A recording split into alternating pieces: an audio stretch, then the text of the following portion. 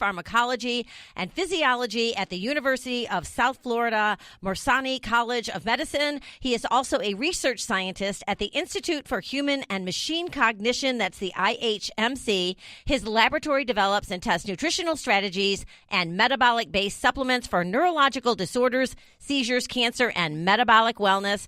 He was a research investigator and crew member on NASA's Extreme Environment Mission Operation, NEEMO 22, and he has a personal interest in environmental medicine and methods to enhance safety and physiological resilience in extreme environments. His research is supported by the Office of Naval Research, the Department of Defense, as well as private organizations and foundations. You can find Dr. Dominic D'Agostino at ketonutrition.org. Always a pleasure. Thank you so much for jumping on with us today, Dr. D'Agostino.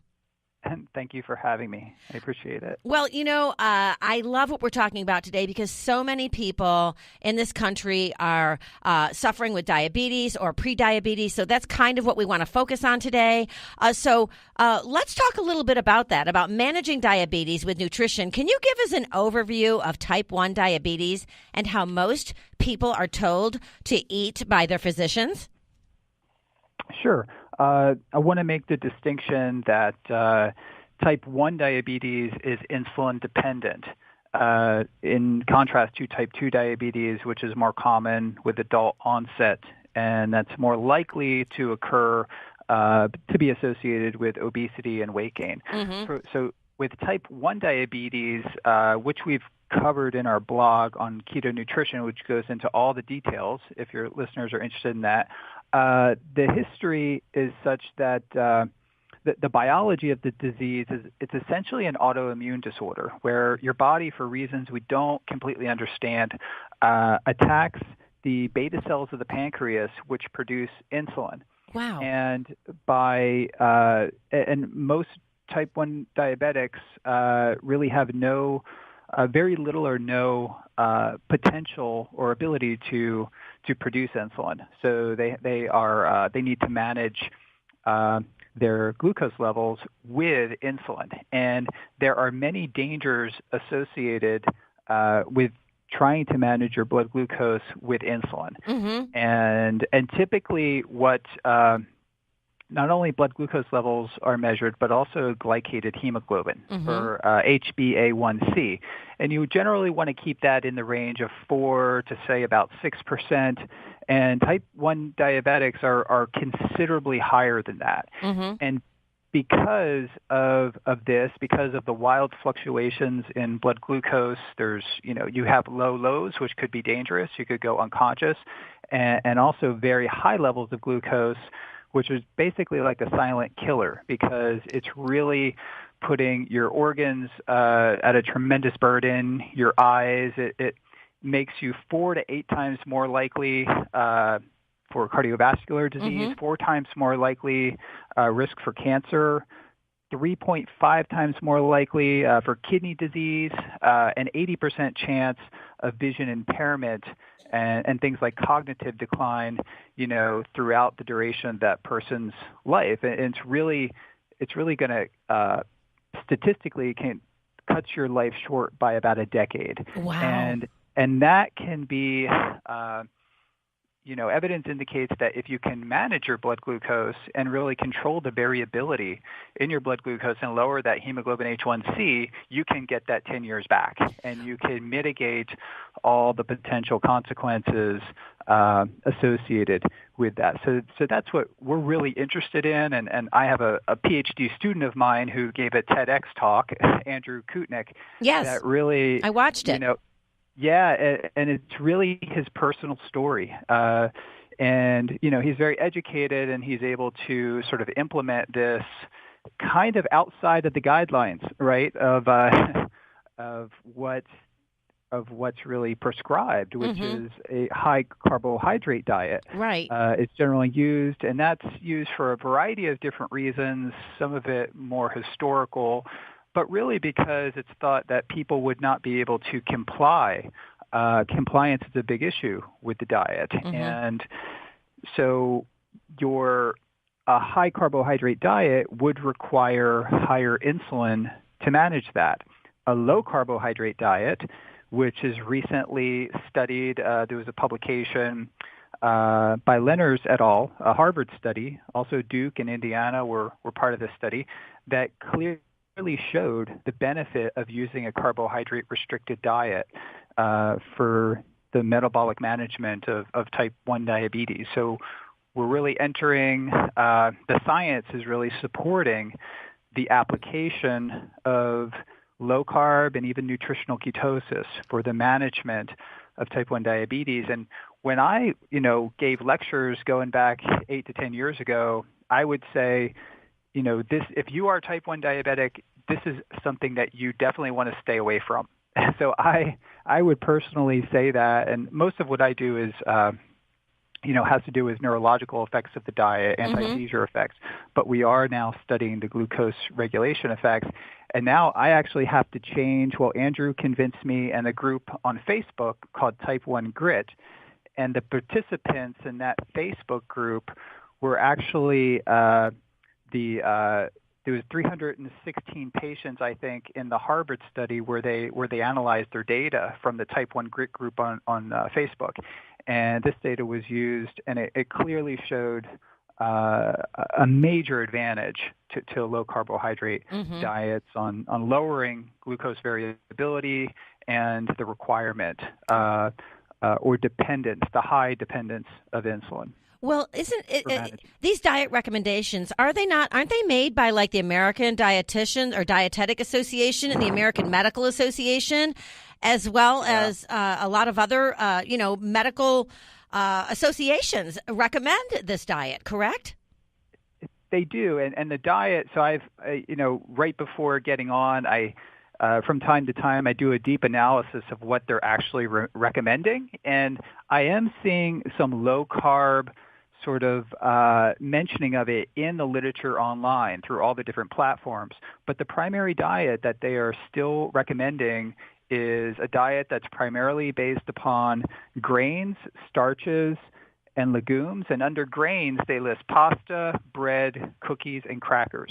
So this should be essentially the foundation of the diet. Well, and they do, there is a recommendation now that they've added that it's favorable to choose carbohydrates that have a lower glycemic index on the American Diet ADA website. Right. But the basis of the diet is really grain, starch, legumes, and under grains, pasta, bread, cookies, crackers. I mean, from our experience, this is really not what you want to be consuming. Well, you said it was an autoimmune disorder. I never heard that, but it makes perfect sense, especially when you say you have these wild fluctuations, because I have autoimmune disorder and I never know where it's going to hit me. I never know, but I will say this, now that I have myself on just a very healthy diet and exercise routine for the last 7 years, basically, the last 7 years, I have not had anything major as far as an autoimmune disorder attack my body. So that's the big key here, isn't it? It is.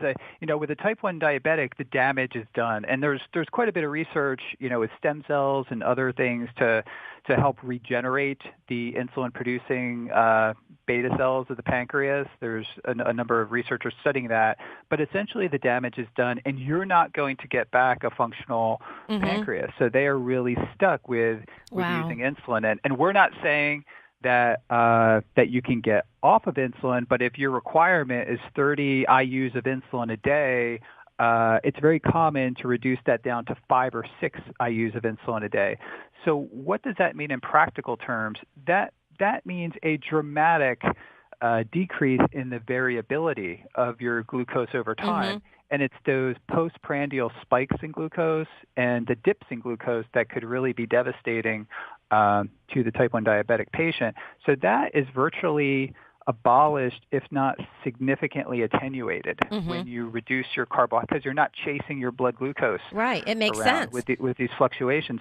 So the patients, like my student, who wear a continuous glucose monitoring system, like a Dexcom, they have reported, and they can show all their data over the course of a week and show it before and after implementation of a low-carb diet. And just by looking at the glucose fluctuations in the course of a week, before and after, it's very clear that the person following this diet is going to add many years to their life over time because, that's going to pay big dividends, because getting your glucose in the 300 to 400 milligram per deciliter range is doing damage to your organs, to your eye, to other systems in the body that you don't necessarily feel, right? And you do feel if you go, my student before, I've caught him before he was really implementing this in a low glycemic, a hypoglycemic episode. It's very scary because they can essentially go unconscious.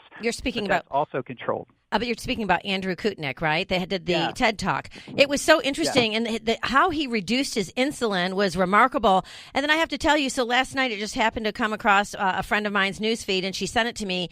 CNN had reported this story that after intermittent fasting, there was 3 men that no longer take insulin for diabetes, but experts stress caution. What do you say about intermittent fasting and diabetes? Yeah, so that's kind of interesting you bring that up. So yesterday, we periodically get low-carb foods, like we had a ketogenic brownie, sent to us to just try. And it was late in the day. I was about to go home, and Andrew was, stopped by the office, and he was, checking out his glucose monitor, and I wanted him to test this product. And I asked him, when's the last time you ate? And he's like, well, I didn't eat anything today. And I know he does intermittent fasting. I'm not sure if he does it every day now, but his glucose number was just completely steady at like 70, 75 throughout the day.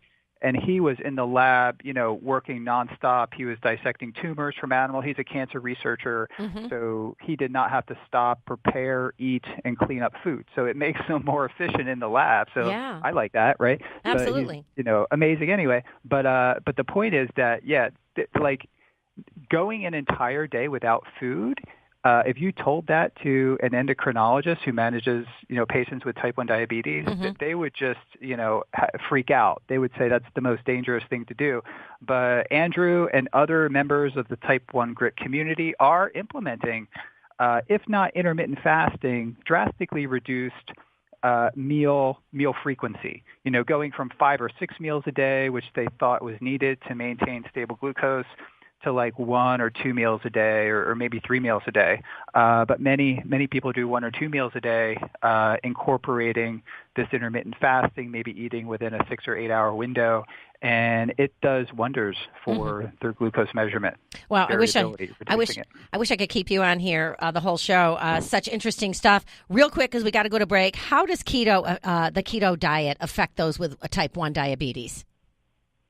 How does it affect? Well, what it does is it switches your body essentially from burning glucose as its primary fuel to fats and ketones as a primary fuel. And in doing so, less dependence on glucose, especially by elevating ketones for your brain, that really makes the diet much more safe in many ways, as I mentioned. But the main issue I think doctors see is that it's not, people cannot comply with it. But I know people can. So the limitation from an implementation standpoint is that they think things like intermittent fasting or low carbohydrate diets are much too difficult to implement, even though they're safe and will likely add years to a patient's life. Yeah. The ADA is just a little hesitant. But now you see Virta Health is doing a lot of research on this. Harvard and Duke and Indiana are publishing data. And sooner or later, there's going to be sort of even an ethical sort of push here to get patients on these low-carb diets to just improve their health span and longevity. And that's important. It is. Always a pleasure. Thank you so much, Dr. Dom D'Agostino. You can find him at ketonutrition.org. Thank you again. Thank you so much. My pleasure. All right, everyone. Our pleasure. You can find him, as I said, at ketonutrition.org. We'll be right back. You're listening to One Life Radio. It's been too long since we took the time. No one's to blame. I know time flies so quickly.